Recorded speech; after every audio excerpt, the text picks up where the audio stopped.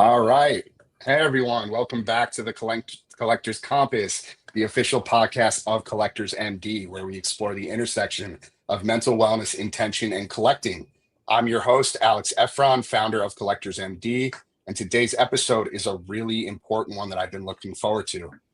We're joined by Traylor Disbrow, an LPC-A who has spent years volunteering with alcohol and drug recovery groups and who brings a unique clinical lens to the world of collecting.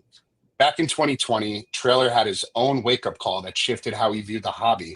And since then, he's been paying close attention to the parallels between collecting, gambling-like behaviors, and other addictive patterns. Whether it's the dopamine rush of a big pull, the subtle red flags that can creep in when passion turns into compulsion, or the way marketing shapes our behavior without us realizing it, Traylor has seen firsthand how important it is to catch these moments early. He's also a big believer in the role both therapy and peer support can play in helping people find balance again. Today, we'll talk about what makes compulsive collecting so unique compared to other addictions, how to spot the warning signs before things spiral, and what it looks like when collectors and clinicians work together to create a healthier hobby. So if you've ever found yourself wondering whether your collecting habits are still serving you, or you just want to better understand the mental health side of the hobby, this episode is for you. Let's get into it. Traylor, great to have you, man. Thanks, Alex. Appreciate you having me, man. Excited to be here and discussing these topics. I'm looking forward to it. Love it. Love it. And thank you for bearing with me as I got used to this new setup. As I was telling you before we went live, I finally made the move and upgraded our StreamYard account to the premium version. And like I was telling you, they just add all these bells and whistles and it's tough to navigate. So we were actually in our other studio for our other podcast messing around in there before we went live here. So I do apologize for those of you who are watching for being a few minutes late, but we are here now and we are super excited to get things underway. So I'm gonna kick it over to you to start things out. So for those of you who don't know you, for those watching who don't know you, can you share a quick snapshot of your background and sort of what brought you into the hobby? Maybe give listeners a sense of who you are, both personally and professionally. What's your career path been like thus far? What kind of work do you do within the mental health space now? And how did collecting first enter your life? Was it something from childhood or something you found later on? Yeah, so my family is from the Illinois area. I grew up in South Carolina, but my dad's side of the family is from Illinois, Southern Illinois. And so I was born in 85, and so WGN, I think it's still around. I don't have cable TV now, but I think it's still around. But they would show Cubs games and White Sox games.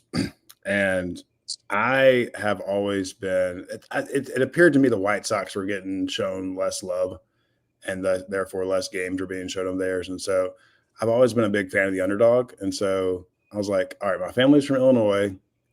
I can cheer for the White Sox. And so fell in love with the White Sox. Frank Thomas is my favorite player of all time. We had the same birthday, which I found out randomly while sitting in the back of a truck. These things happen in South Carolina. You kind of ride around in the back of pickup trucks. And so my dream card growing up has always been the no name on front Frank Thomas card. Love it. And so, you grow up, you kind of go off to college, you kind of get embarrassed by collecting baseball cards and you're around girls, things like that. So I naturally kind of grew out of the hobby, probably like high school time. I started spending money on other things, going to movies, going to the mall, whatever you do in the 90s. And so I kind of naturally grew out of it. And I think that's probably a similar story for a lot of people. But I'll finish my collecting journey, and then I'll jump back into my personal life a little bit. But COVID happened, and I probably have a similar story with a lot of other people with this. And I was sitting around at my house, because I already worked. I worked virtually at the time, which a lot of people probably did. And I was browsing Facebook one day, and I genuinely like cards that are unique and kind of have a story to them. And Topps Project 2020 came out, and I saw this card. I think it was an Ichiro by this artist Ben Baller. Yep, I remember the Project 2020. And so, I'd always had a hankering for like flipping things, like making money off things. I've always just enjoyed that. And so this spiked my interest in multiple ways. Not only the card part of it, but also there was a limited run of these things. And Right. I kind of saw at that time what they were doing in the market. And so I'm assuming for me, part of it was greed. Part of it was like, oh, this is kind of cool. I can, buy a car for $20. It seems to come with I didn't even know what a one touch was at the time. I was back around screw down cases, man. Apparently those ruined cards, supposedly. But so it came with a card and a little one touch, looked nice. And I could buy a Mark McGuire rookie that had been, redone by an artist. And also possibly make a lot of money from it. So I jumped in pretty quickly with it. I probably started May 27th. I still go to blowout forums probably about every week. There's a I think it's the longest forum on blowout forums. It's called Tops Project 2020 is the worst product since 89 Fleer or something like that. And it's thousands of pages long because it's just the ups and downs. I think it's just a great snapshot of where the hobby went during that time. And so I got in a Facebook group and, all these people were talking about this. I mean, literally a card would be shipped to you. And as it's in the mail, it would go up 5, 6, 7 times in value. I mean, just crazy, just nuts stuff. Yeah.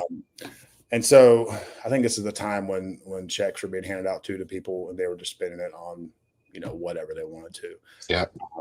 And so May 27th. So I went from thinking, oh my gosh, and this is, this was the flipper in me. This wasn't the collector. This was the, oh my gosh, I can flip these cards and pay off my mortgage. Right. I went from one day to, holy crap, I now have to tell my wife that I've spent $15,000 in cards. Right. And I'm in education at the time. So and she's at home with our kids. And so we're fairly frugal people. So we had some savings, but it was a conversation I did not want to have. And I believe the first time we met, I have never had a suicidal moment in my life. And I had a moment where I remember it, like it was a 360 image where I went into my laundry room and I had that moment of like, I could end this now and be done with this. And it lasted for probably 5 or 6 seconds. And eventually I was like, that's ridiculous. I cannot do that. But those feelings were there. And thankfully I had a turn-off valve where I could shut things off. And a big part of that too, were people were returning things. Like people saw, so instead of the value going up, the value started going down as it was shipped out. And so, and so from that point, I kind of stopped after that. I had seen some YouTubers and I forget who was popular at the time. I think Gary V. Sure. He's always popular. Yeah. And I had never been into the Gary V stuff, but this is the first time I heard of him. I was like, oh, Gary V is going to talk about these cards. I'm like, I don't know who that is, but everyone says he's going to make me a lot of money. So let's hold on to these things. And so I don't think he ever did. Yeah. And so that brought me back in. I got out very quickly, and then I came back. I started dabbling back in after that with some more unique things that I genuinely like. And if the value went to zero, I wouldn't be upset, As far as my background with counseling goes, I went to school at University of South Carolina, graduated in 2010 with a counseling degree. I chose a school track. And a year after I started my job, my wife and I decided we wanted to move overseas and teach English in Korea for 4 years. Oh, wow. That's incredible. Yeah, it was great. It was a fun time. We missed a lot. And so we had our first child there. And thankfully I knew someone back in the States. I was working at a school because their school years are different than ours. They get out in March. And so I connected with that person here. I got a job here as a school counselor and been doing it ever since. And so we're 100% virtual, and they allow me some flex and freedom to do other things, which is wonderful. And so 2020, also during COVID, I decided, hey, my degree allows me to do, more therapeutic things, and working with kids virtually, it's very hard for them to connect with you. Mostly because most of them are coming to virtual school a lot of times because they don't want to be around adults. And so I'm just another adult that they don't want to talk to. So, so I took a test, NCE, and passed it. And then I've been in the counseling field, like from the therapeutic side, for about 2 years ish, 3 years ish. But I've been doing groups for a long time too. So yeah. Awesome, man. Well, first of all, thank you for your honesty and vulnerability. Talking about some of these things obviously isn't easy, right? Mentioning the suicidal thoughts, that's something in the hobby, something that comes up in our weekly support meetings. And it's not just within our spaces that those conversations are happening. It's happening in other gambling related spaces as well. And it's incredibly difficult, right? It's heavy, it's personal. It can really feel like it doesn't sort of fit in a community built around fun and connection, right? But when someone opens up about having those sort of thoughts, especially early in their collecting journey, like you did, it's a powerful reminder, I think, why these conversations matter and why it's just so important to keep spreading awareness, the shame, the isolation, the pressure people can feel, right?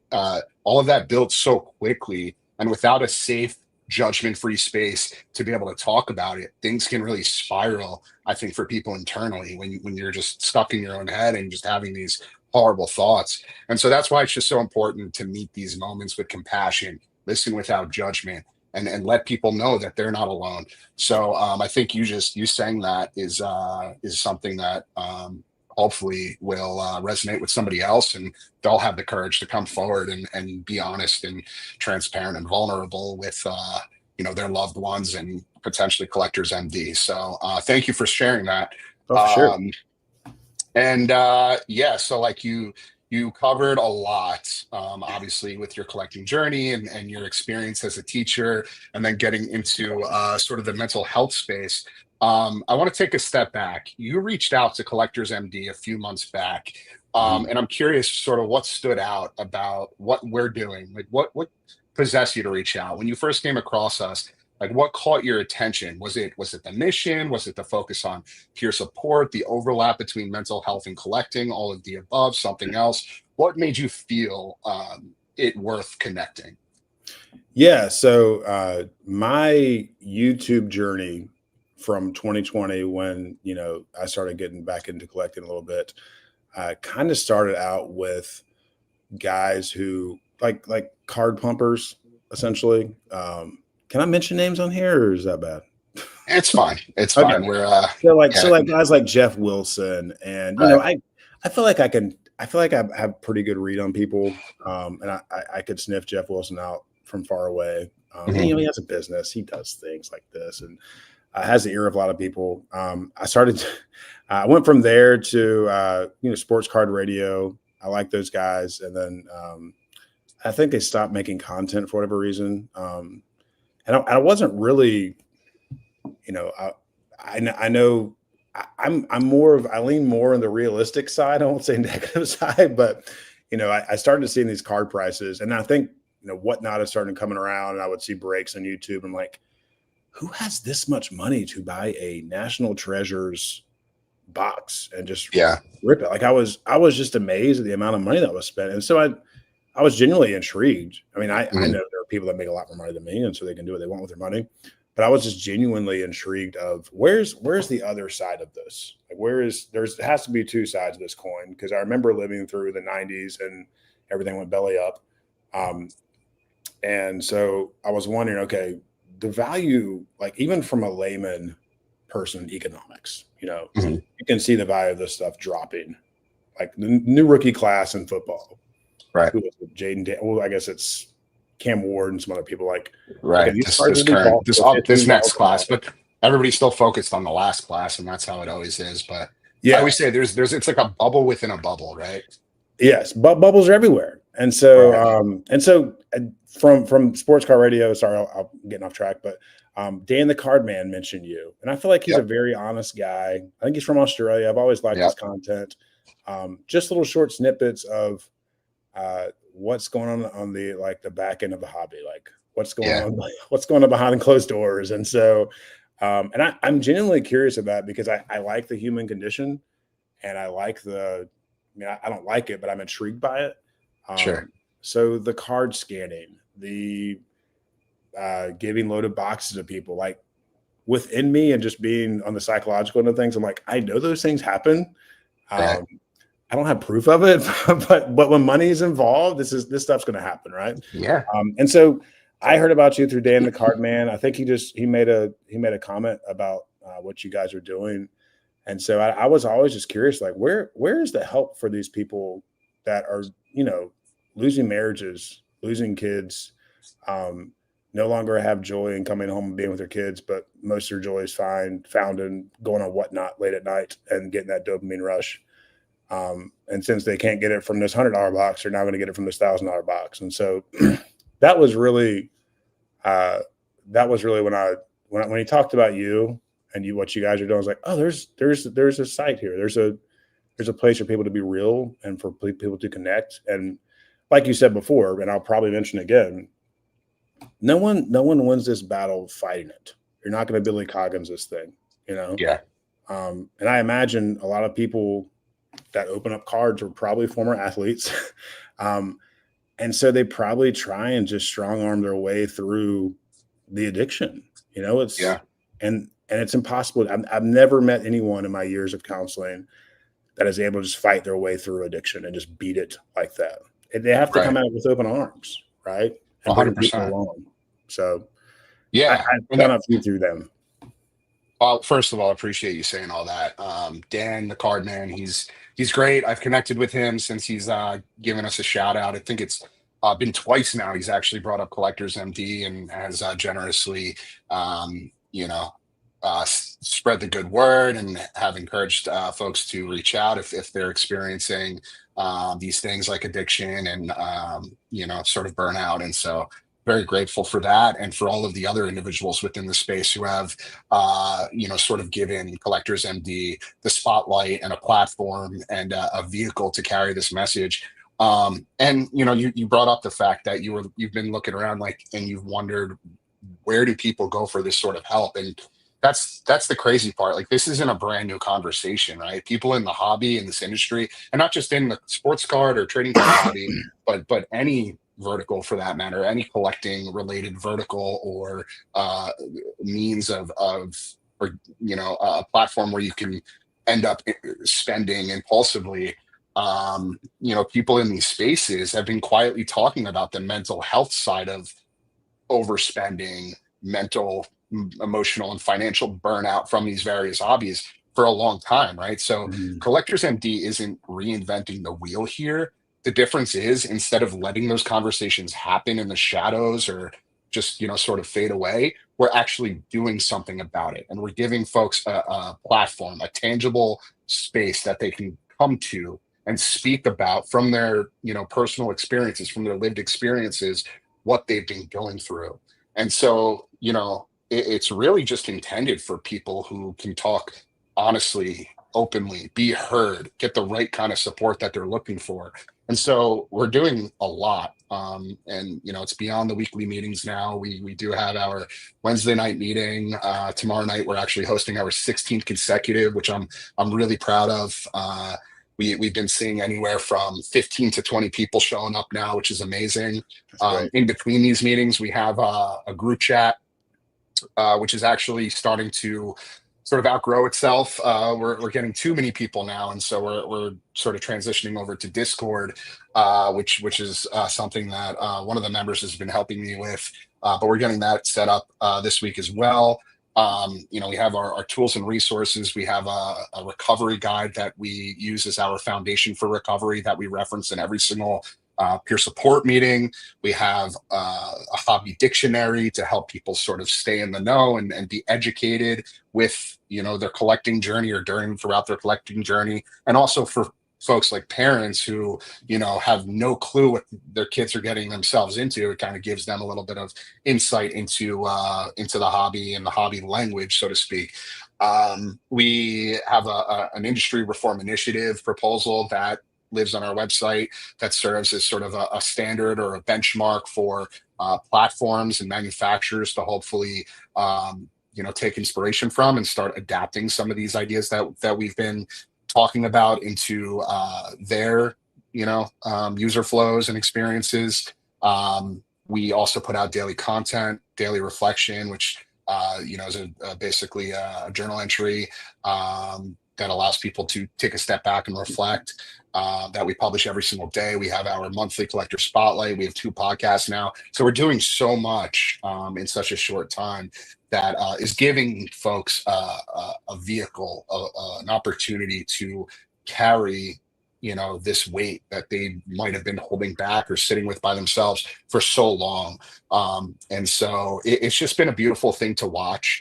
And all of this is it's so much bigger than me and Collectors MD for that matter. Like I said, this is a conversation that's just been happening for far too long. And now that there is a platform, a space that people can come to, and have these tough conversations, it's just been really incredible to be a part of. So again, I'm really grateful that folks are starting to see Collectors MD for what it is and spreading the message, and folks like you are coming across us, and we're having these conversations that again are just so long overdue. So I want to talk about sort of your story and your perspective a little bit more. When you had reached out, I had brought this up in the beginning of the show. You mentioned 2020 was a wake up call for you. Can you take us back to that time in terms of like what exactly happened, what was going on in your life, in your collecting journey? I know you had kind of touched on it when you first were introducing everything, but can you go into a little bit more detail about what specifically happened that made you pause and sort of reevaluate your relationship with the hobby? Yeah. So kind of looking at this from a therapeutic lens too, which I'll talk about later. At the time, my role as husband, father, obviously was to provide for my family, my kids. I think we just had our second child at that time, about 2 years before that. So we had 2 kids. We were doing fine financially, but in your head as a father, you're always thinking, okay, what's the next thing that can make my family's life easier? And I'm always thinking of that, but in like a time sense. That's kind of how I've always wanted to do that, like maximize my time. And so the Project 2020 cards seemed to me like an easy thing. And so I fell into the common mistake that, I can make a lot of money quick and things are going to be very easy. And that's usually a flawed logic. And so what had happened was I forget the exact date, but I remember it like it was yesterday. I forget the date. I saw an ad on Facebook and it was like, oh, okay, I have some extra money to spend. Let's see what happens here. I'm not throwing anything away because these cards seem to be on the rise. Like I'd always thought that baseball cards were a waste of money.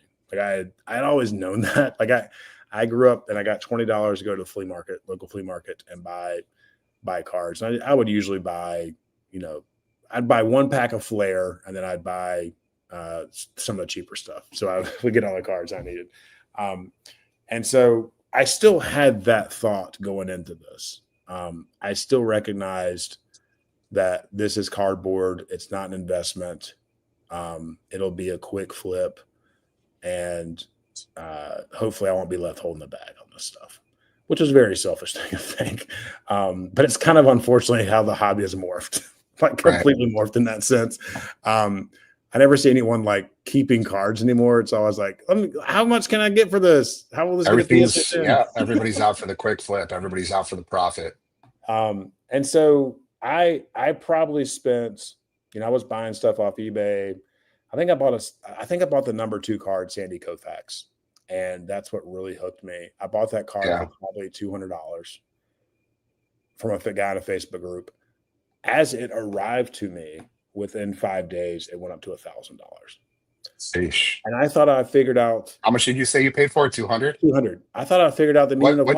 What caused it to increasing. I don't know. I think it was a big That's pump and wild. dump, honestly, like looking Yeah. back on it. Because Yeah, there was you're not, I apologize for cutting you off, but I have to say this. You're not the first person who's brought up Sandy Koufax as being like the catalyst to okay. their yeah, But it wasn't vintage Sandy. It was, yeah, it yeah. was a Project 2020. No, the Um, same thing with this other guy. His oh, really? the card that got him sucked in was one of those retrofractors from Bowman. It was a Sandy Koufax auto number to 10 or something that he hit and he sold for like 10 grand and he was hooked. Whoa.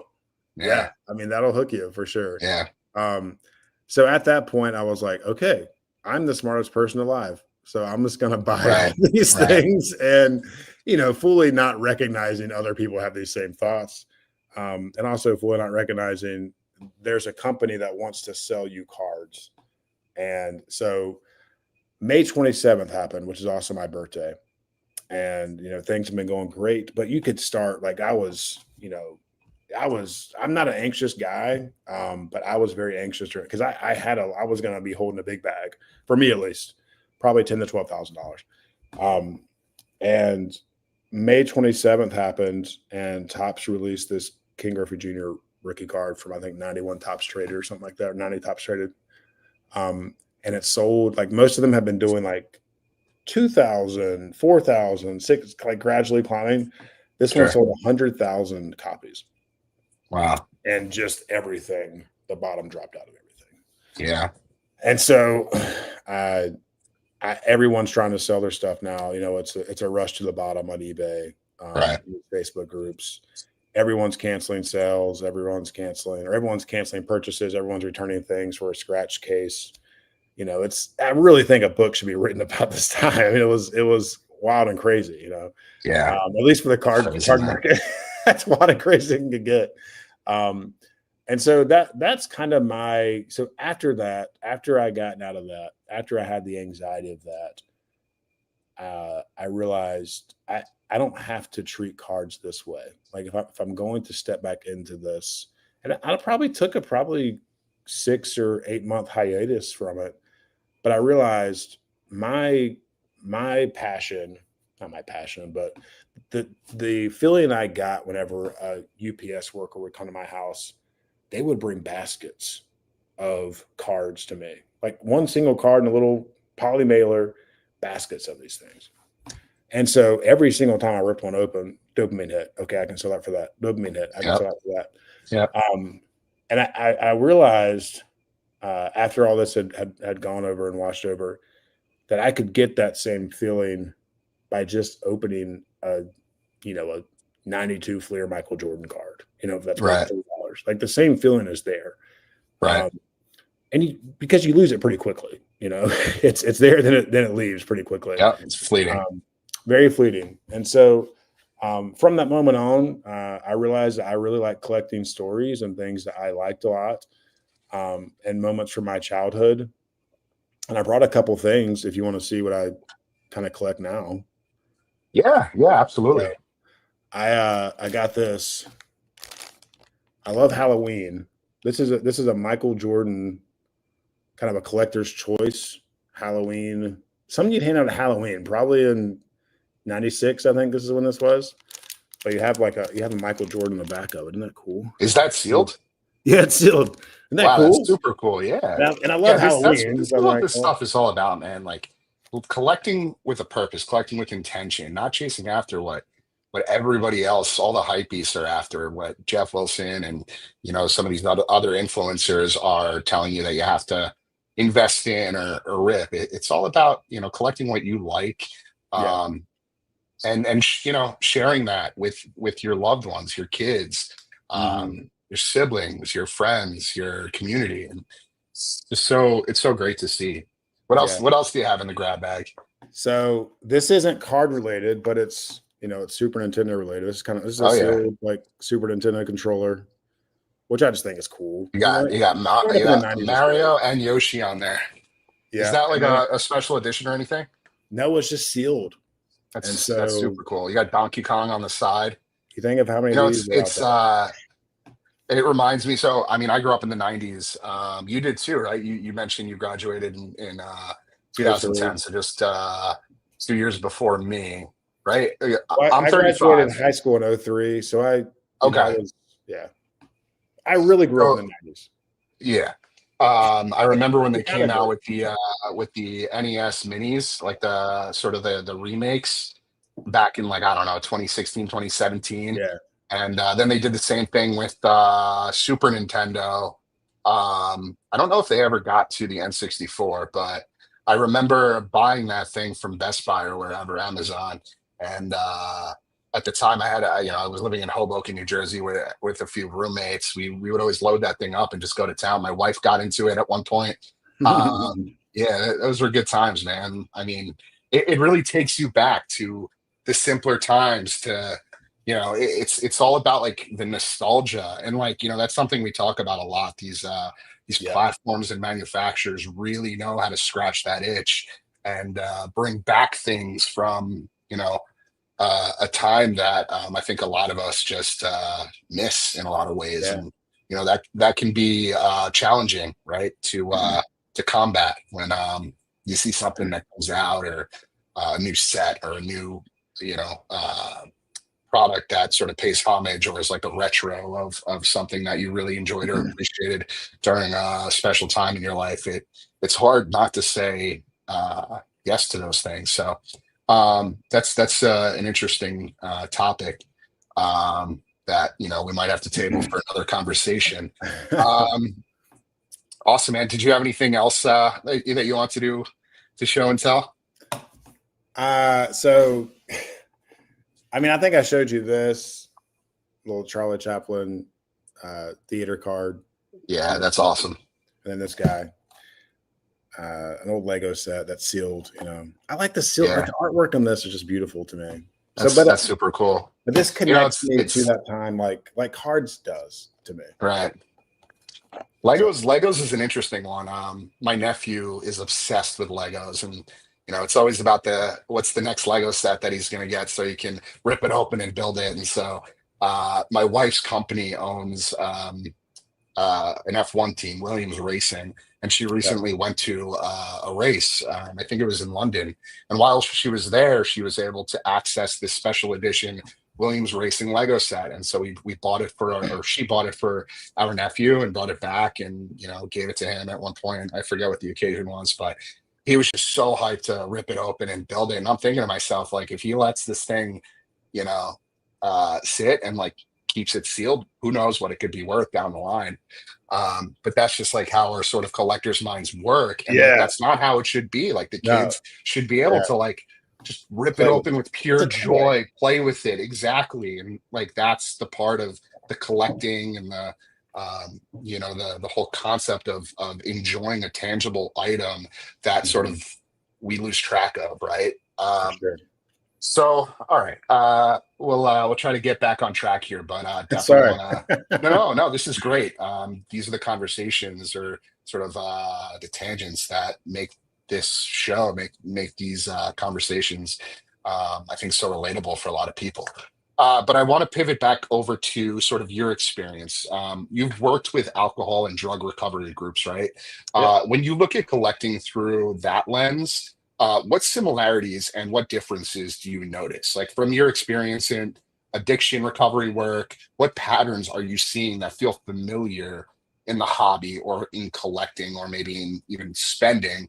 And where do they overlap? And where do they diverge in terms of things like triggers, behaviors, and impacts? I think firstly it's how people view themselves. I work at a place called Oliver Gospel Mission. It's a place downtown Columbia where I'm from. And they are a recovery treatment program for alcoholics and for drug rehab as well. And my goal there, anytime I see someone on a Thursday, is to show them that they're valuable and that someone cares for them. And if I meet that while also hopefully doing some therapeutic work with them, then I've accomplished my goal.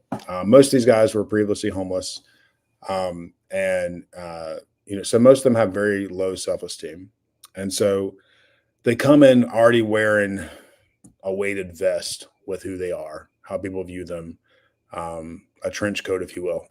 And Sure. so I try and reframe how they think of themselves and how they talk about themselves, because these guys are sick, man. And so it's like if my child came to me at night and threw up on me in the middle of the night, I would be, and my first reaction would be, what the crap happened? And there'd Right. probably be some anger, but I'd quickly move to, no, you're sick. I want to care for you. Um, you're not a bad person for being sick, right? So you kind of Right. take morality out of it a little bit, at least for me. Um, and so I think people that are sick uh, tend to want to tell other people how sick they are, or not tell people how bad they are as a person, or they're embarrassed or ashamed. And shame typically flows from that. And so I see the same thing with on the collectors side as well, or not the collectors, but what you're doing as well with these guys. I don't know if you have any girls in the program, um, We've had a but few women come through for sure. okay, sweet.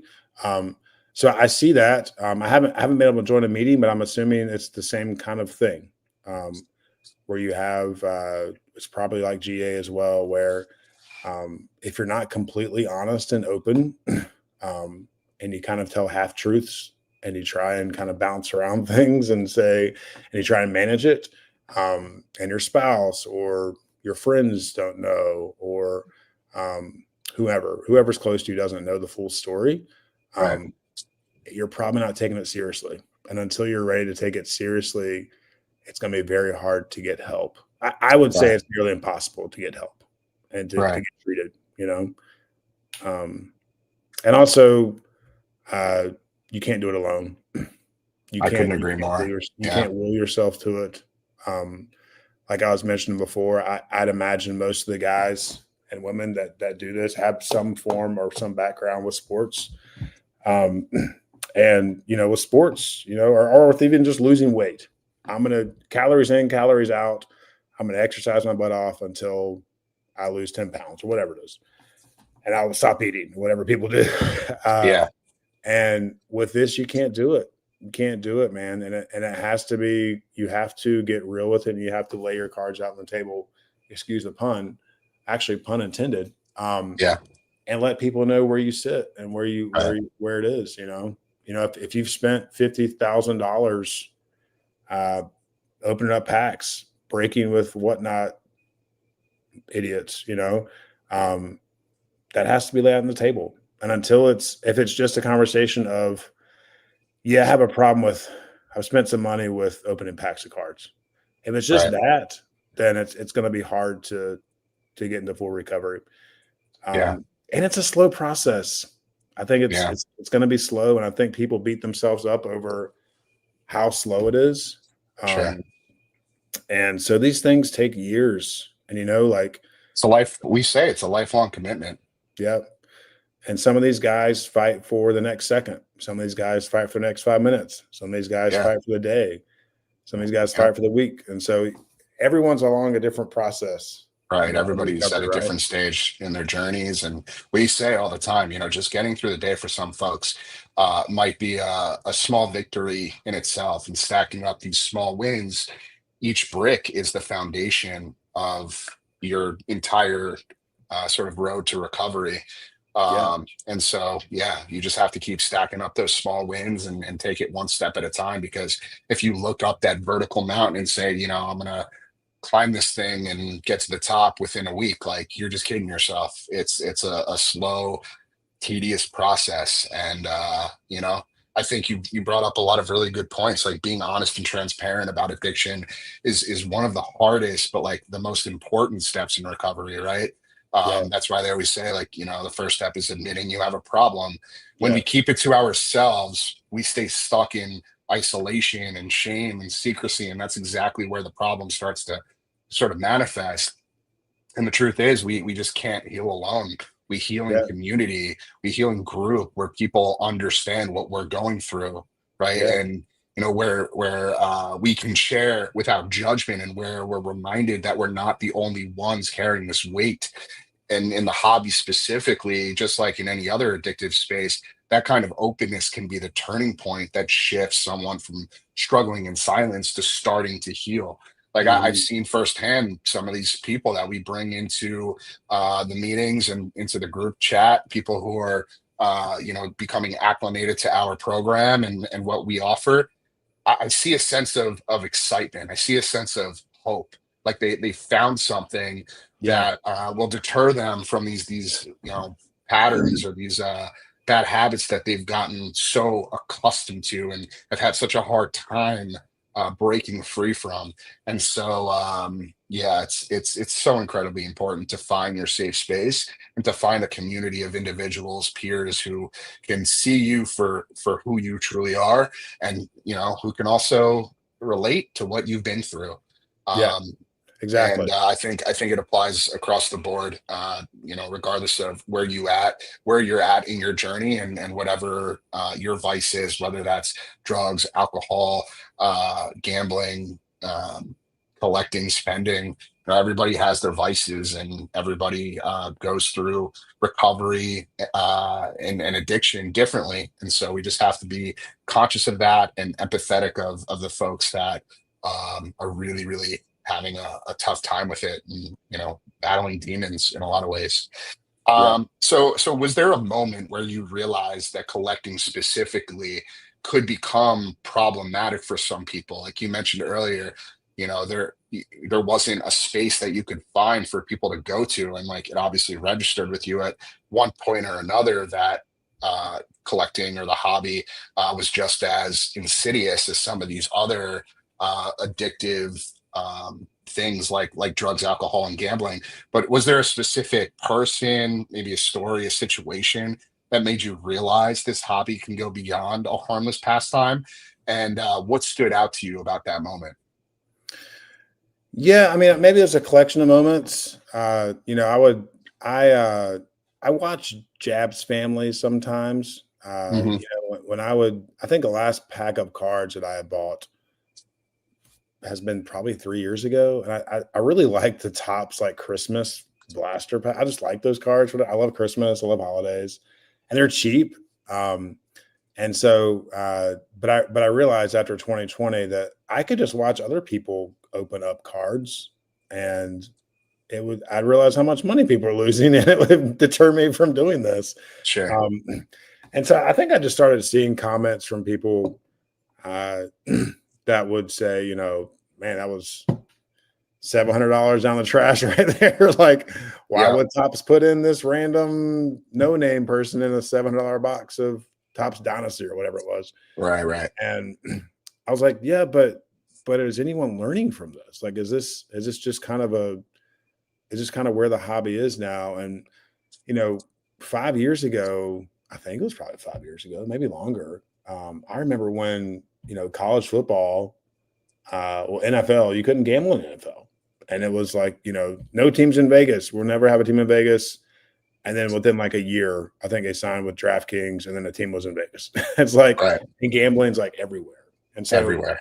I think we live in this very unique time where, uh, you know, you have access to unlimited money, unlimited credit, maybe not unlimited for some people, but a lot of credit, Hmm. and you have something in your pocket where you can just gamble whenever you want. And so, and there's really no, I mean, there's some regulations, but and this, people in GA, if you want to find a way to gamble, you can find a way to gamble. Even if you tell casinos, I'm off limits here, I'm not coming in this casino anymore.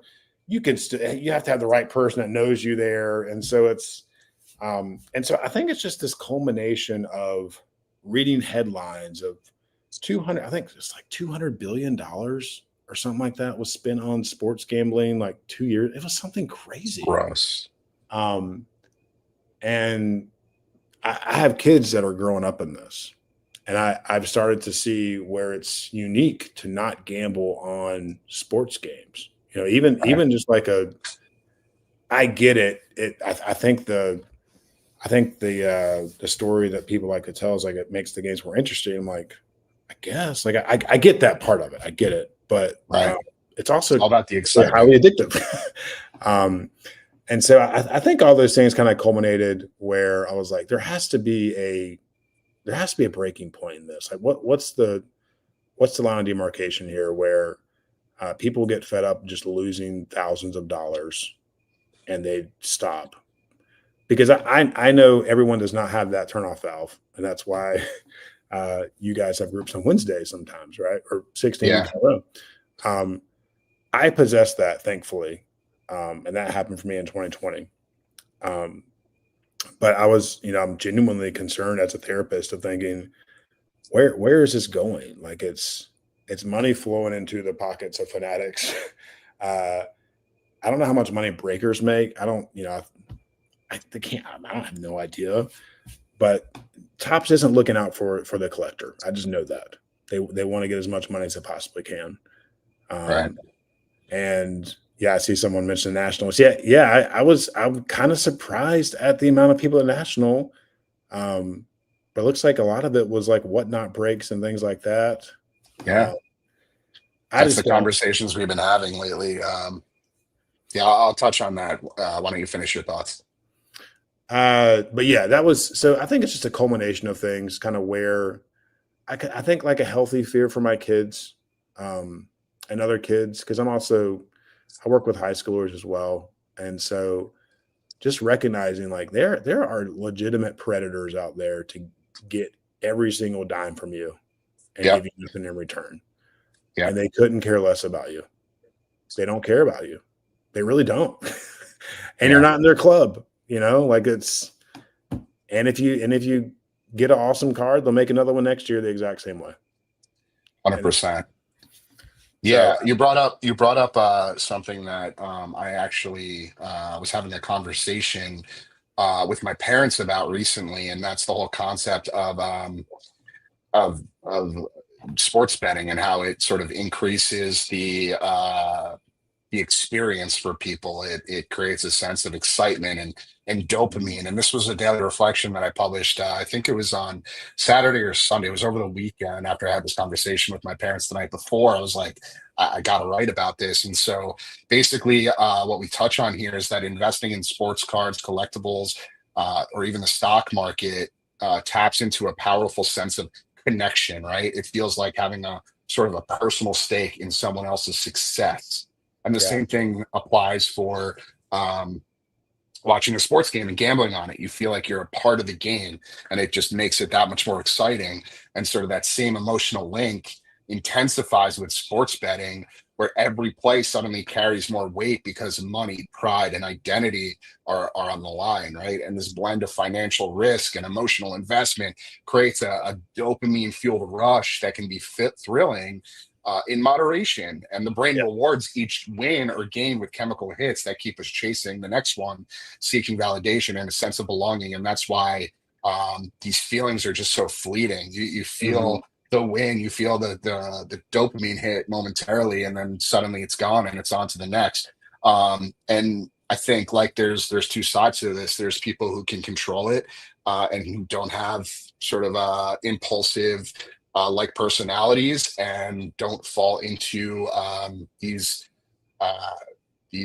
cycles or these loops. But then there are those with addictive tendencies, maybe a history of gambling or difficulty setting boundaries, where these same mechanics can lead to, again, really dangerous behavior, dangerous cycles. And the key, I think, is recognizing your own personal limits, yeah, setting clear boundaries, and remembering that being part of the action doesn't necessarily have to mean risking everything.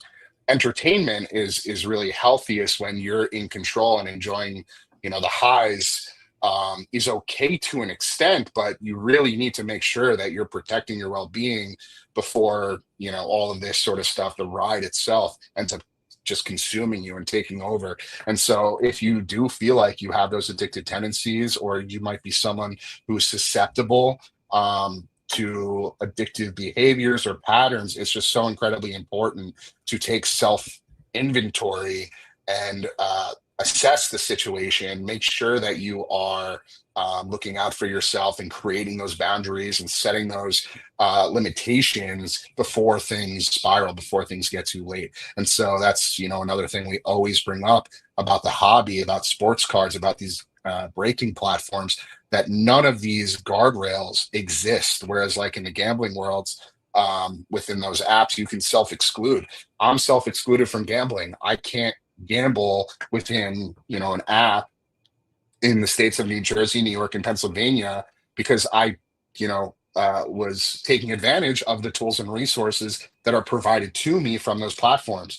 That does not exist in the world of, the hobby, Yeah. our industry. And it absolutely should, because these apps are engineered to create a sense of addiction, keep you coming back, chasing that dopamine rush. And so this is something that we are actively trying to change, reform, is so incredibly important in this space. And we need the platforms and the manufacturers to step up and start implementing some of these changes before it's too late. And it's incredible because you would think that the first thing that a company like Fanatics or whatnot would look out for is the health and safety of their consumers, right?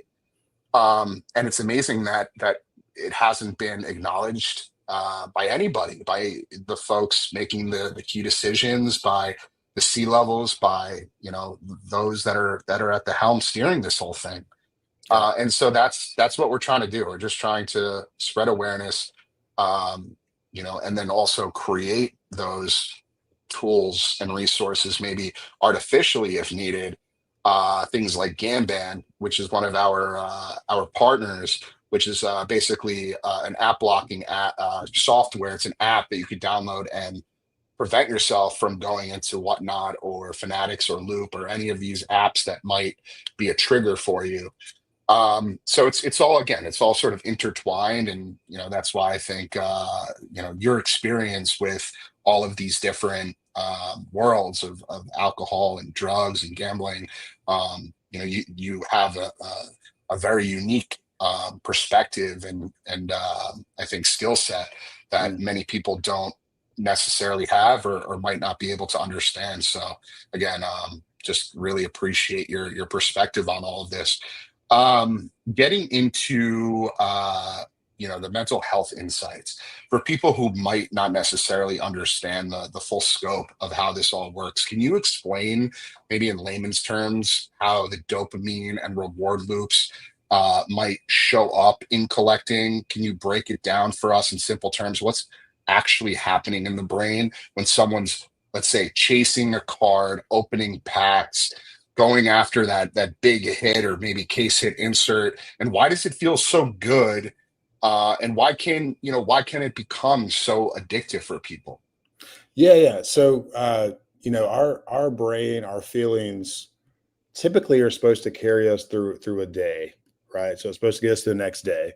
And so you see this with gambling a lot too, where people can't get away from it because their feelings are telling them it feels good. I want to make it through the day and feel good. And even though tomorrow it's going to feel terrible, I still my feelings are telling me it's going to feel good. Right now, um, yeah. and so obviously dopamine is just it's kind of these it's a rush of happiness, a rush of joy, a rush of all the things that feel good to the body, right? So when Right. I go and drink a Diet Coke, I get a kind of a dopamine rush from that because it's man, all these sensors are going off. It's like this feels nice, this feels good. I'm rewarding my body with something good, um, Right. and I know it will not feel good the next day. Right. um, and so, in that moment, my body wants those things because I've trained it to react that way to it, right? And so, um, I think I think the same thing is happening with sports breaks. So you go in there. I don't honestly, Alex. I have never done like a whatnot break. I know those would not be good for me. I've never done a break in general, um, but I'm assuming you go in there. You have a community, somewhat. Maybe some are Yeah, I first mean, responders. you have a live chat, you have a sense of camaraderie, Okay. people joining the break, then there's, bystanders, people just watching and participating in the chat, Yeah. maybe cheering people on or just, Spend more trolling money. or Yeah.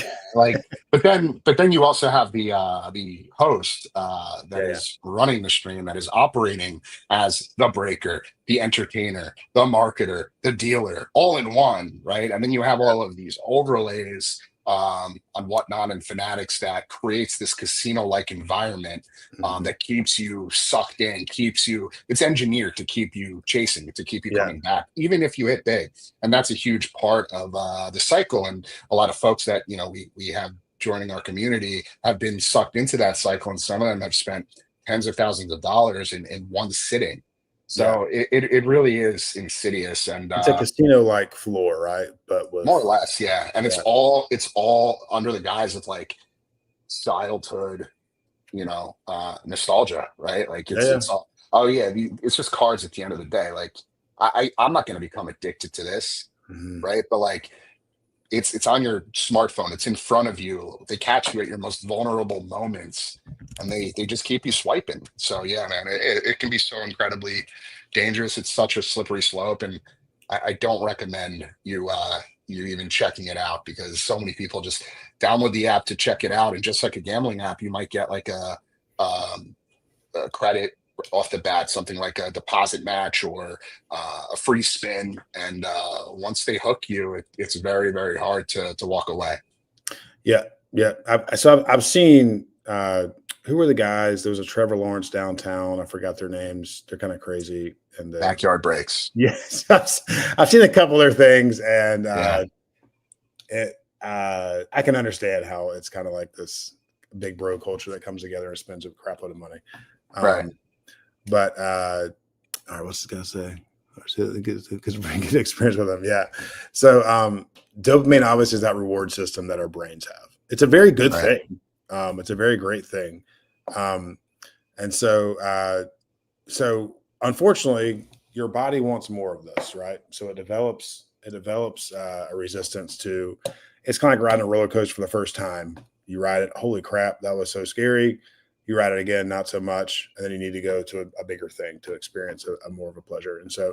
Um, and so, unfortunately, what this can do, and what I've seen from my side of things, is that uh, because you get into this addictive cycle with whatever it is, with cocaine, with gambling, with whatever, it starts to remove joy from you from other parts of your life. Right. Uh, and so, coming home to your kids is not as joyous as it once was. Right. Um, Making love with your wife is not as joyous as it once was, because you're Yeah. thinking about, holy crap, this was much better than that, Right. and I need a bigger fix from sports cards or gambling or cocaine or whatever it is. Isn't there like some sort of meter that basically um, I don't know what the right word is to use, but there's like a score system that assigns like a value for each one of these sort of pleasures in life, and like chasing that dopamine, hitting that big card, or winning a bet or something like that is like up way up here. It's like up Yeah, there with enjoying your favorite meal and sex and all of these other things that also bring joy and pleasure. yeah, absolutely. And so there's different levels of dopamine hits that you can get, and then obviously there's some synthetic drugs out there that are the highest level that you can possibly get. And so when you're coming off of one of those, that's a wild time to come off of one of those types of drugs. This is the synthetic Yeah. drugs. So it's not quite that level, but it does the same. Like the chemistry is kind of the same in your brain, right? And Right. I'm not a neurologist or anything like that, so I can't speak definitively on these things. But just as a counselor, like seeing this and seeing how like it could be with pornography, it happens as well a lot with that, because that's Yeah. your A lot of body is addiction around that engineered. too. Yeah, your body is engineered to want that, Yeah. to procreate. Most of us are, at least. Yeah. And so when someone's addicted to that, man, and like everything else, like they can't make decisions well. Their relationships aren't really that good because they don't get the same happiness and joy from it. Yeah. And so it's It's kind of wild crazy. how it impacts everything. And so, Yeah. um, yeah, so that's kind of a layman's term of it. So, Yeah, it's crazy. It's crazy that like cardboard can have that same impact as all of these other things we're talking about. But they've designed it, they've engineered it in a way that really just scratches an itch for a lot of people. yeah, for sure. Okay, so we have a few more topics to cover, so I want to get try to keep us on track because we just hit the hour mark, but it's fine. We can definitely go over. How do you view gambling like mechanics? Well, you mentioned that you haven't really experienced breaks firsthand, but even like things like repacks or Yeah. chase products, how do you view some of these things from a mental health standpoint, like from a clinician's perspective? Where's the line between entertainment and something that can cause real harm? And what risks do these mechanics pose, especially for vulnerable younger collectors, those Mhm. kids who are so incredibly impressionable and look up to their favorite athletes or influencers or creators, to make purchasing decisions even at a young age. Yeah. I think that's all going to be subjective for the individual. I Yeah, know for me, if I lose $5 on something, I feel like I've done a terrible thing. yeah, I don't even feel like it's entertainment. I just feel like, oh crap, I can't do that. I can't afford to do that anymore. yeah. Um, for other people, they may view it as entertainment, and there's a certain level, and so it's really up to the individual. And that's the tough thing about this. It's almost like an eating disorder because you can't get away from food. You have to eat, um, Yeah, and and I guess you don't have to buy sports cards, but most people have free time to do things with. right, There are good parts of the hobby. There's great parts of the hobby. It's a wonderful hobby if you do it, right, appropriately. right. And I would even say breaking. Some people do it responsibly, and there's probably some good breakers out Right. there. It's a sense of camaraderie, Yeah, community, enjoyment, excitement, and you could do it with your friends. And yeah, I mean, I think in a nutshell, breaking was never intended to spiral into this gambling like machine, right? yeah, In a vacuum, like breaking was actually a great, innovation for the hobby, but it's just sort of mutated into yeah, this horrible activity that has just ruined people's lives. So yeah, it's just about like taking a step back and creating layers to help prevent people from going down these dark paths. yeah. And it's. I think it's one of those things where I think it needs to be if you're doing it in the shadows, if you're spending money in the shadows, and and you have a family, obviously, or someone that's you're accountable to. Mhm. Um, and you don't want them to find out, I think that's probably a good sign that you might need to talk with someone that you might be doing something that's a little overboard. Yeah, Um, but again, I think it's very subjective. I think repacks. I I've seen like Arena Club, all these places that have. I think these are yep, fairly new. I saw a guy today spend $1,000 on some and I get it. They're doing content with it, and and so I get that part of it to a degree, but also I think that he bought $1,000 pack and he got like a $500 card. And I'm like, oh, that would shake me. That would absolutely shake me. I appreciate him doing it. Like I get it. I get the allure of. I mean, we did this. I did this when I was 12. It's technically gambling to go buy a $2 pack of cards and want to get something big out of it. I don't think I was technically collecting. I was hoping to get a Frank Thomas, I guess, but I was also really hoping I got that, gold signature Michael Jordan of card. course. Yeah, why? Yeah, that's just like you're. That's just you being a human being at the end of the day. Yes. You know. Yeah. Um, but so yeah, I think it's a slippery slope when we start putting parameters on other people with what they do with their money. If that makes Right. sense. I think if people are in the shadows and aren't honest about it with people that they love or people that it could possibly hurt, I think that's when there's probably an issue. Yeah, that's what we talk about is like once it starts affecting your relationships, I mean, finances is one thing, but when it's affecting your loved ones, your spouse, your kids, that's when it starts to become truly insidious. I know I keep using that adjective, but I can't really think of another one that better describes the state of the hobby at times. For And sure. sort of the position that people end up in. I mean, we're talking about some serious things here, some heavy things. You Yeah. mentioned the suicidal thoughts. Like there was a guy that mentioned last week. in our weekly support meeting that he had a close friend. I think he said it was his best friend, commit suicide Mm. a little over a year ago over Pokemon cards, and that's just like unfathomable. But it's the reality, and we just have to look out for the warning signs. So, on that note, what and you mentioned a few of them, but would you say like a red flag or a warning sign looks like for someone you think might be in trouble? If you were like observing a collector's behavior, let's say, what signs would make you think this person might need help or support? Um, I think, and again, everyone makes different salaries. Every everyone has different play money. But for me, as like from like the addictive side, if you aren't able to pump the brakes for at least like a week, maybe longer, and just say, okay, let's reorganize, let's take a step back and figure out, is this the right thing to be doing? Does my wife know? Um, am I being honest with her about it, or am I just going crazy and trying to recoup? If you're trying to chase the dragon and get the next big thing, I think that's really where some red flags would come up. Is I'm trying to catch that feeling again for a hit, and I think the line is so blurred between uh, an addiction to the hobby and also, is it still collecting, which is the question you asked me. So it's a hard line. It's People have to be self-aware, and I know it's very hard in a day like today, especially when you're getting inundated with apps and all these things, and you have a community that likes spending a crap load of money on cards. But being self-aware, like able to actually take a breath and say, okay, what is my life? Am I going to be like the card guy for the next 20 years and just being a whatnot? Like, is that what my life is going to be? Or do I Yeah, have value in other places? Like, how's my fatherhood? How am I being as a father, as a husband, all these things? And so, right.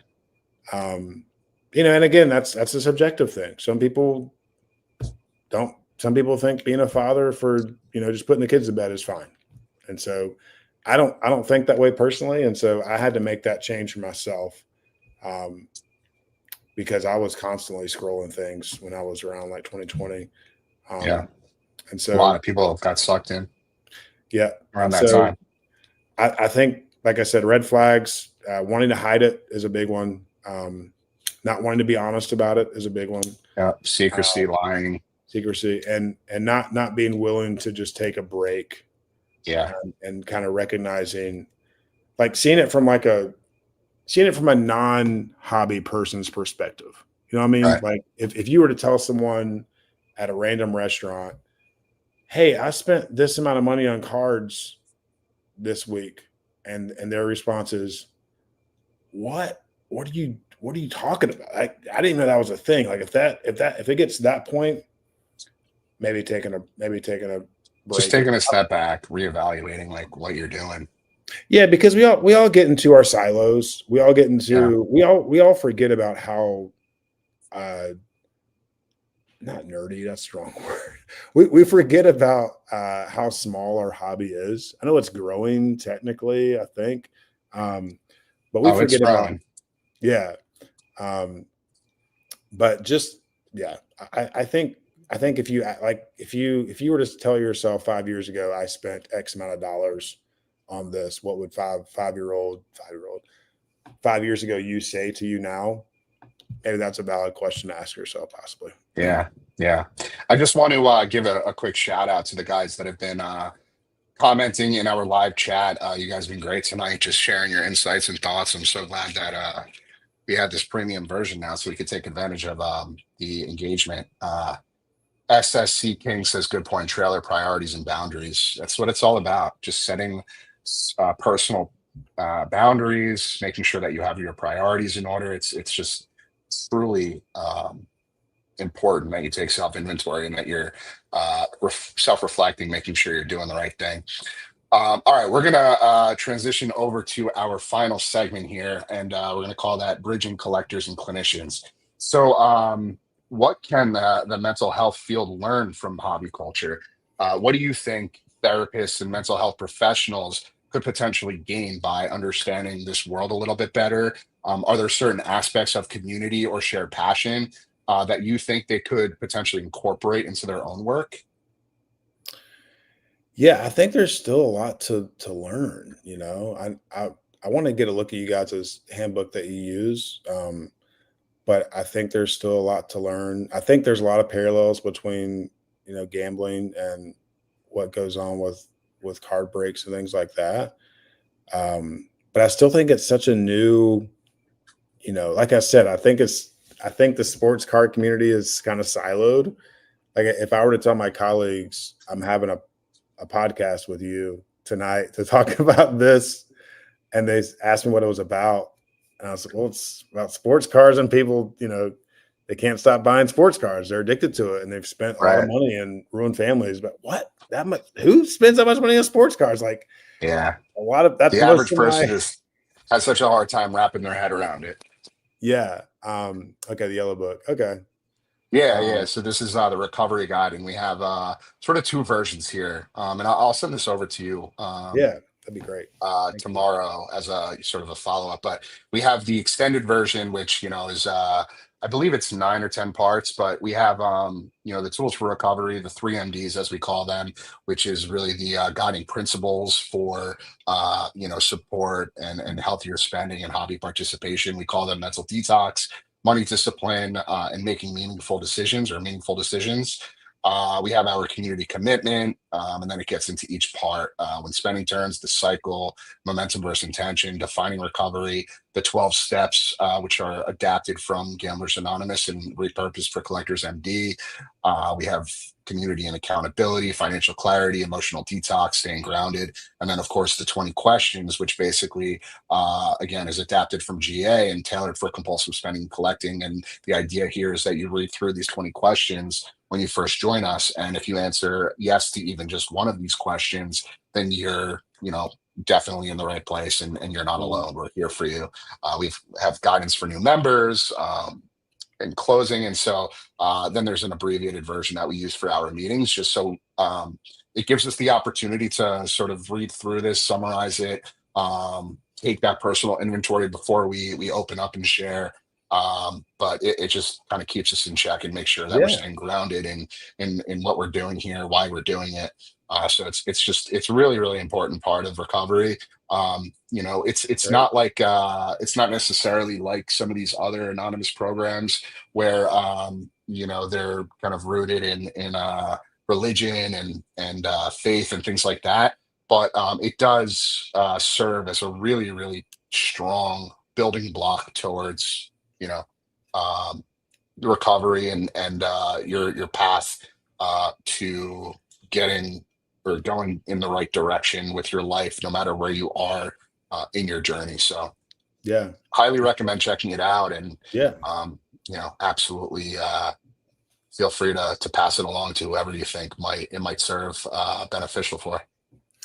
yeah. So that looks great. So back to your question, I think what therapists can learn is that this is probably a tsunami that's about to really dump on America very quickly, especially with.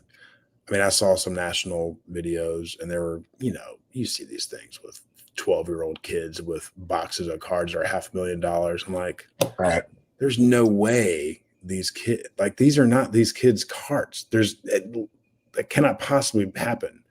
Um, but these same kids are the ones that are showing the stuff on TikTok to their friends, and you know, and it's cool to have these nice cards. And then it gets the Pokemon and all these other things too, TCG stuff. But um, I think with gambling and it being everywhere, it's just going to get worse. And honestly, with me talking about sports cards in my house, my kids don't have phones and won't probably until they're 16 or 17. But uh, that algorithm will follow over to them, and they will see the stuff on TikTok or Facebook, whatever, and whatever social media they have. And so it's coming for them. And Yeah. so uh, I think therapists can learn. I think there's a lot to learn. I think there's obviously some parallels, but uh, I think it's going to be a much bigger issue than it already currently is, for sure. Yeah, I couldn't agree more, especially as it pertains to gambling as a whole. This is just sort of one sector of that conversation. I think this next generation is really, Yeah. the ones we have to look out for. They're being conditioned at such a young age to believe and understand that this culture is so normal, Yeah. and that it's totally fine to take your, life savings or 401k and reinvest it in things like sports cards or, Robinhood. I mean, you see the horror stories we see going on with day trading, especially with young kids, investing on margin and things like that. And then like the fallout from that. I mean, it's really, really scary and dangerous. Yeah. And we have to look out for each other at the end of the day. And I you only can't hear the stress good that stories. enough.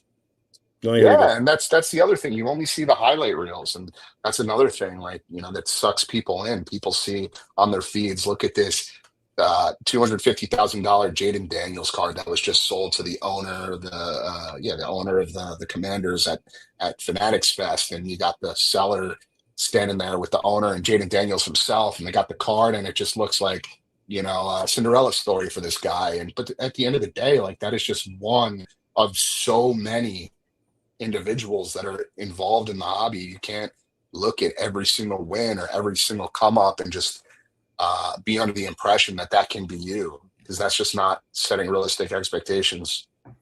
So, yeah, man. How can we make it easier for collectors to get help before it's too late? Like, what barriers currently exist, do you think, that keep collectors from seeking help? And how can we lower those barriers and make the process more approachable? And this is like beyond just Collectors MD. This is, I'm not trying to like fish for compliments or have you say something like, well, you can just say, oh, Collectors MD. I mean, like, before Collectors MD even entered the conversation, like, what are some things that we could do um, on our own Yeah. to, you know, prevent ourselves from falling into these traps? Well, Fanatics will never do it, so I wouldn't expect that. um, I think, like we talked about before, being honest and open with other collectors, and I think taking you know a snapshot view from 50,000 feet from 5 years ago and saying, would I have ever thought that spending $1,000 a night on cards was appropriate for my life 5 years ago? Like, was that ever something? And how it's just become normalized. And it's Yeah. like, how did this become the thing that was normalized? And it's like we talked about before. We live in a sliver of time where you can gamble, where you can get credit up the wazoo, Yeah. and it's legal, and it's just wild. And so all that to say, I think how to get it out there more. I think people like me can do a better job of not advertising, but at least, if people don't know there's groups, then they don't know there's groups and they think they're alone still. Yeah. And so I think having guys like Dan the Cardman, because people that watch Jeff Wilson, I think they probably know they have a problem, but they live in fantasy land a lot of the times. Um, and so, but yeah, I think it starts small, like anything, starts organic, and then hopefully a lot more people come to realize there's a space for me here. Sure. Um, No, I hear you. I do want to say, I think there are some really polarizing individuals in the hobby. Jeff is definitely one of them. I think he brings an interesting perspective, but it also can be, a little bit scary and slippery for some folks, especially young kids. And I've spoken to Jeff at great length about what we're doing with Collectors MD, and he actually firmly believes in what we're doing. that's So awesome. much so, yeah, Sorry, so Jeff. much so. No, it's all good, man. Like honesty is so incredibly important. But I don't want to have this conversation and then suddenly in a week from now you're like, what the heck? Because I actually just booked an episode with Jeff Wilson for next week, so I'm going to be on his show Heck yeah. next Thursday. And yeah, no, I think it's going to be a really great opportunity to leverage his platform and his audience, or reach his audience, I should say, not leverage his audience, but reach his audience, and share what we're doing, what we're building with Collectors MD, because so many, like you said, so many of his followers, of the people watching his content, might be in these cycles, these patterns that we're talking about. And we just want to make sure that we're spreading the word and getting in front of as many people as we possibly can before it's too late. So Yeah. folks like Dan the Card Man, Jeremy Lee, Denny Cards, like I'm only shouting out a handful of them, but they have been such great supporters and advocates who have reached out to me. I've had conversations with.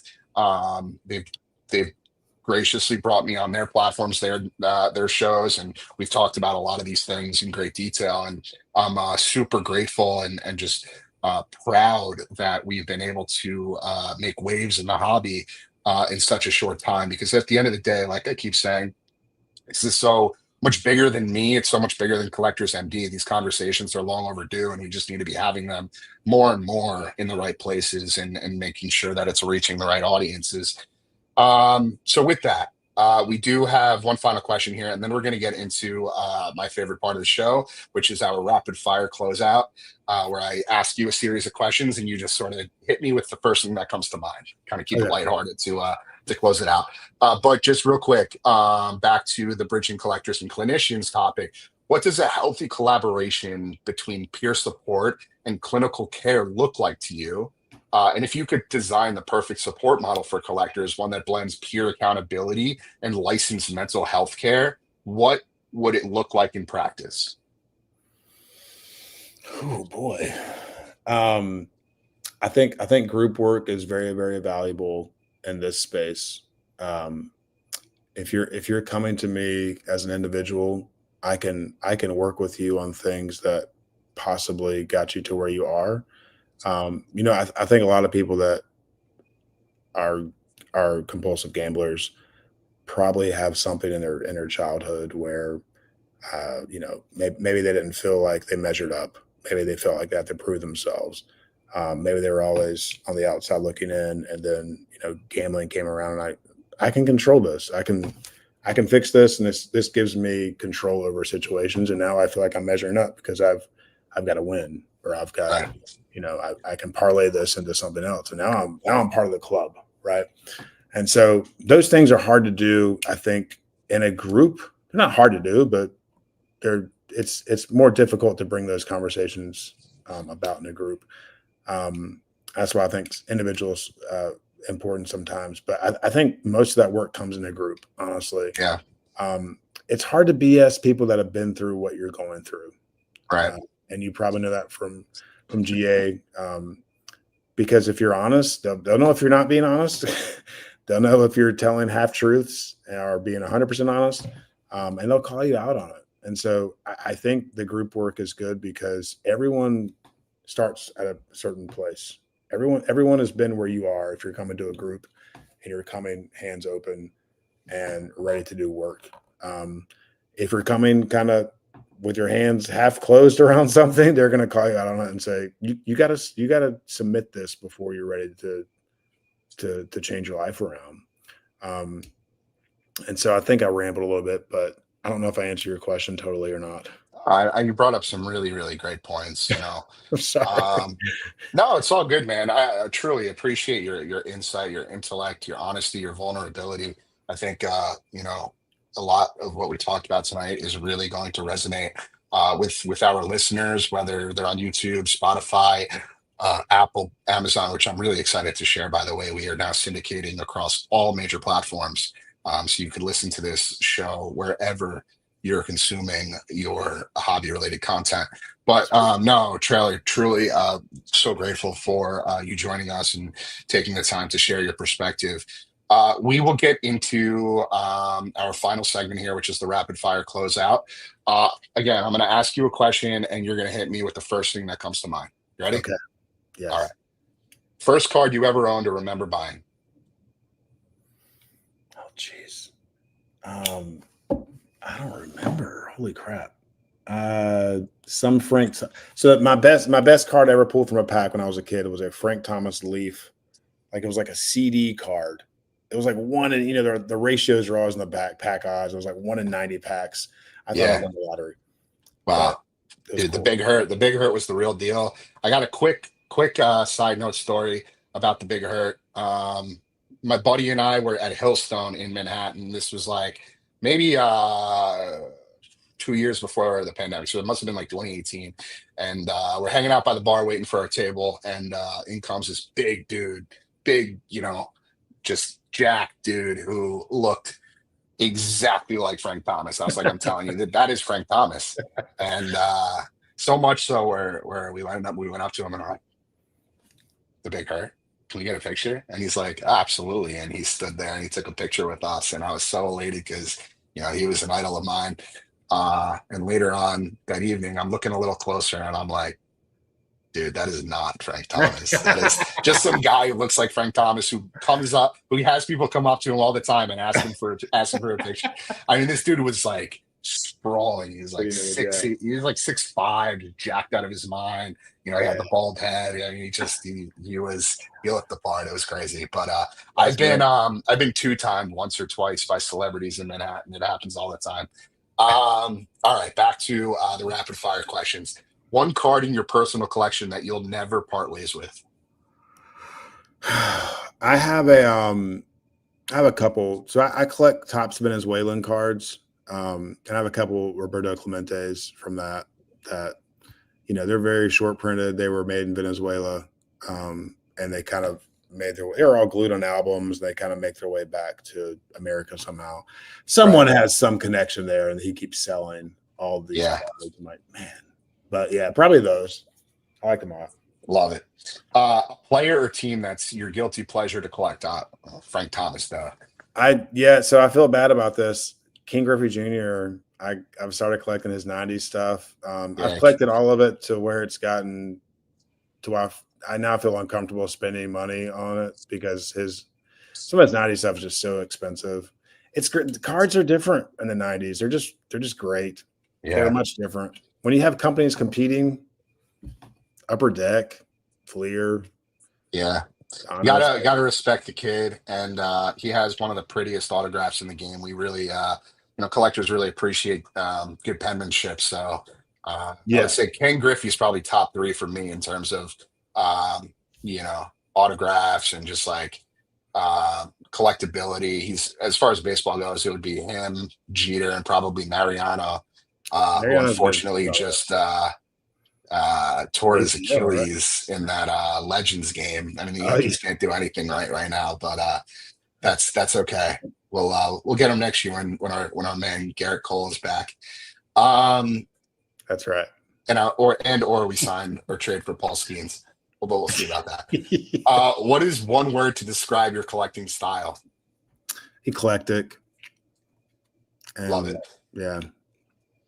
What is a mental health tip you wish every collector knew? I think that, we talked about dopamine a little bit, but you get the same rush from a who's Josh Allen rookie auto that comes in the mail that you would get from a $3 Michael Jordan card that looks really cool. It's the same exact thing. I couldn't agree more. It's all about finding what you like, and you could truly find cards that are very inexpensive and scratch that same itch, so to speak. So, they obviously add up, so don't go overboard with it, but there are ways to curb sort of your appetite, if you will. I think let me add one more. Yeah.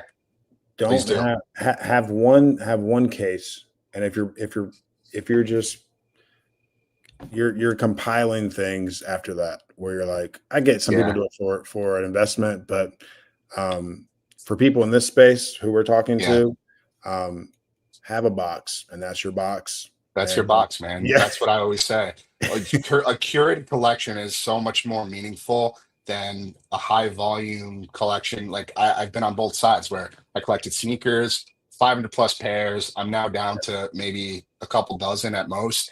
And I appreciate them and love them so much more than I did when I had that many. One person doesn't need that much crap. Like with the cards, I had over a dozen Zion cases filled to the brim. Just so unnecessary. When you curate, when you refine your collection down to your favorite pieces, you realize that less is more. And, that card that you wanted to, chase or buy on eBay might have been sitting there all along. You just didn't even realize it. So, I mean, that sort of metaphorically. What is the best piece of advice you've ever received in life or in the hobby? In life or the hobby? I would say for my life that time is your most valuable resource. That's kind of that's kind of my motto. I feel like I have the perfect job, um, and it's because I'm able to see my kids and watch them grow up and It's spend time awesome. with my wife and things like that. And so I love the hustle and grind of working. That's why I kind of have three different jobs, but my brain's kind of like, ADHD a little bit like that. But Sure. um, I would say time is your most valuable resource. And that's why when I get a big old pile of cards, I'm like, my wife is not selling this if I get hit by a bus. I hate listing this stuff. If Yeah. 'Cause it has to be gone at some point, like Yeah. we can't We take all it, end up you we all know. end up in the ground, like the cards aren't coming with you. And people know that, but I think the people that really get it are the ones that take that and make it reality. Right. 100%. Okay, I got a few more for you. One hobby trend you hope sticks around. Oh boy. So I don't I I follow the hobby trends a little bit, but more on the why they're bad side. Uh, I think Facebook groups are a pretty unique thing, like King of Junior groups or Yeah. Venezuelan tops groups. I think that's pretty cool. As much as I despise Can social really media, you can really find your niche. yeah, and it's I've seen pictures from people at the national and they're all wearing Griffey stuff, and I think that's really really neat. That's their people, and so I think that's really cool. The community it brings. Love it. And then on the flip side, what is one hobby trend you wish would go away? Grading everything. I think grading needs to die. I personally, I get the value of it. I get for people, especially flippers. Um, but it's just, I think it's consumed everything. And it's the first thing is it a PSA 10? Will it gem? Will it just like, that's why I like the beat up cards that have drawings on them, like Mickey Mantles with sunglasses on that a kid drew on. I'm like, I love this. Like, imagine the kid that drew this 60 years ago on this card, or like there's vague like racial overtones on Willie Mays cards that I have. I'm like, this probably came from some southern redneck kid down in probably where I'm from. Yeah. And he drew this on the Mickey Mantle and he thought it was a clever thing. And I'm like, Yeah, that's that to crazy. me is like a story with Yeah. that card. And like those types of things I just love. Yeah. I collect the beat up cards. Yeah. All right, one last question. If you could give one sentence of advice to your 2020 hobby self, what would it be? One sentence of advice. Uh, I would say slow down and breathe. It's I spent a lot of money, but I also learned a lot. Yeah. And I learned that I need to have money first before I buy something with it. Uh, at that point, I didn't, and it was Yeah. just it was savings, but that wasn't Yeah. money I intended to spend. But so that kind of morphed into like an eBay business that I have as well. Mhm. So I'm able to buy stupid Lego sets that I love. So, Yeah. um, but yeah, I live life, and I think you need to make mistakes, and that's part of growing up and part of living life. But Yeah. I wouldn't necessarily change it. I would just say take a moment and breathe. Yeah. I Um, love it. That yeah, that's yeah, it's powerful. All right, so we got a few closing thoughts here. Just as it pertains to your expertise. If someone is listening and is quietly struggling, what's one small step they can take today, and what's something realistic and manageable maybe that they can do right now to start shifting in a healthier direction? I'm always going to shift back to having people around you and community. Yeah. I think having an honest evaluation, and that's hard for some people because some people don't live in reality a lot of the times. Yeah. Um, but take all of us have blind spots. Go to a friend, go to if it's your wife, if it's someone your father, your mother, and maybe just be honest with them and tell them what you're doing, and see what their reaction is. And if it's like, oh my gosh, I never knew this was this, reach out and get help.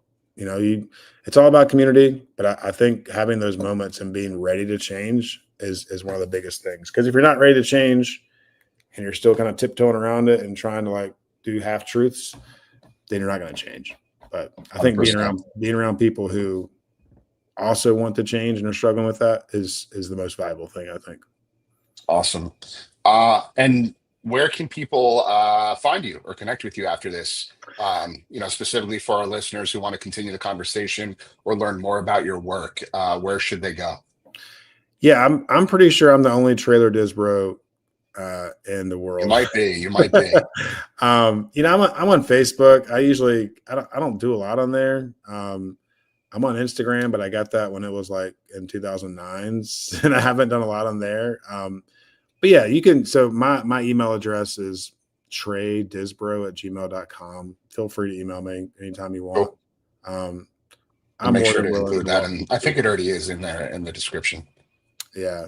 But yeah, I don't want to, I love that you're shouting me out, but I want to care for you guys and girls that are involved with this. And I know all of us, like you said, Alex, have our demons and all of us have our struggles and vices. And so this is just one that is kind of new and it's kind of morphed into this wild thing that it is now. And so I really appreciate what you guys are doing on your end of things, Alex. Thank you, Trail. I really appreciate that. Do you have any final words for collectors just about finding balance? If you had to leave our audience with one message, what would you want them to remember after this conversation? Yeah, I think be an individual, find things that you like. It doesn't have to be the newest, greatest thing. Um, like I said, I can buy a $3 card and it be the same rush that I get from buying a $2,000 card. I haven't bought a $2,000 card in a long time, but it's the same thing, and they all go back in the same box anyway. It's kind of Yeah, just. So yeah, I would say be true to yourself. Don't be true to anyone I else. love that. Be true to yourself and collect what you want to collect. 100%. I couldn't agree more with that sentiment. And so, on that note, Trailer, again, thank you so much for joining us and for sharing your story, not just as a therapist in training, but as someone who's experienced firsthand the highs, the lows, and the very real mental health challenges that can come with this hobby and with collecting. Your honesty and your perspective today, I think a lot of people will agree we're both powerful and grounding. And I know our listeners will walk away feeling less alone and more equipped to navigate their own collecting journey. So, like Trailer said, if you'd like to reach him, connect with Trailer, or learn more about his work, you can reach him directly at traydisbrow@gmail.com. That's TRADISBROW@gmail.com. Also in the description below. And as always, if you or someone you know is struggling with compulsive collecting, overspending, or the mental toll of the hobby, we invite you to join our weekly Collectors MD peer support meetings. They're every Wednesday night at 8 p.m. Eastern, 5 p.m. Pacific. Our next one will be tomorrow night. It's free, it's anonymous, and it's a safe space to show up exactly as you are. All you have to do is fill out the Google form, again, in the description below. Thank you all for tuning in. For those of you that are watching this after the live, we appreciate you as well. Remember, collect with intention, not compulsion. And we'll see you next time.